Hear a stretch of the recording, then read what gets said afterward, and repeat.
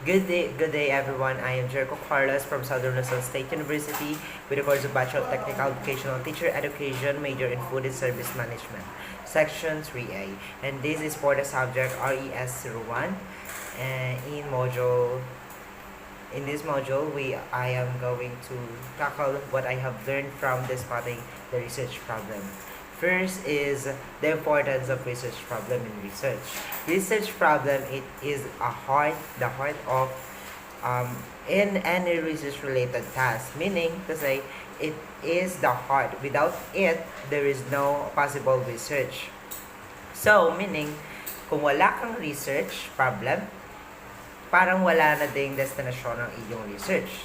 So, you need also to have a clear, concise, and a good research problem which is possible to make, diba? So, yon. And the next one is there are so many things kung bakit nahihirapan ang mga researchers o mga students sa paggawa ng research.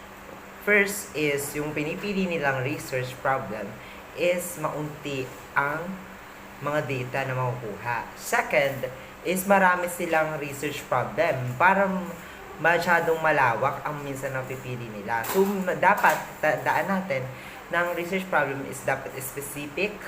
Ayan. Kasi, dapat magpo-focus ka lang dun sa isa. Kasi, kung i-generalize mo yan, hahaba ka, dadami. Yan. The next one is how to create a research problem. Ayan. So, dapat ang research problem daw is specific. Sinabi ko na yung kanina. Specific kasi nga dapat iisa lang. Second is measurable. Dapat nasusukat mo yon. Kasi para alam mo kung kailan ka lang magli-limit or hindi.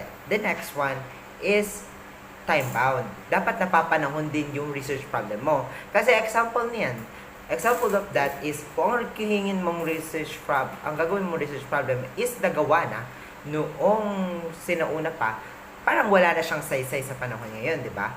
Next one is achievable. Dapat kaya mo siyang maging makumpleto. Kailangan mo siyang magawa kasi kung hindi mo siya kayang magawa, parang hindi ka rin nag-research, 'di ba? So kaya nga tayo nagre-research kaya nga, 'di ba? Next one is dapat reliable. Dapat makatotohanan. Wala dito fantasy kasi ang research dapat makatotohanan talaga. So, ayan. But there are so many things, there are so many ways para makakuha ng research problem. Pwedeng yan sa life experience mo, sa journals mo, sa books, sa specialization mo. Like mine.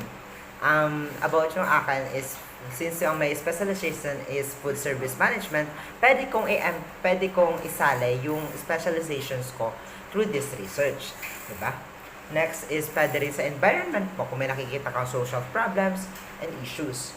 But most lagi mong tatandaan, dapat kapag magsusulat ka ng research problem is dapat hindi yung nasusukat lang talaga, hindi yung may mga times kasi na research na ang pinipiling topic is hindi talaga kaya sukatin, 'di ba? Like values, moral values, attitudes, 'di ba? So, yon. Pwedeng hindi mo na siya gawin. Pwedeng hindi mo gawin, rather. Kasi nga, hindi siya pwede.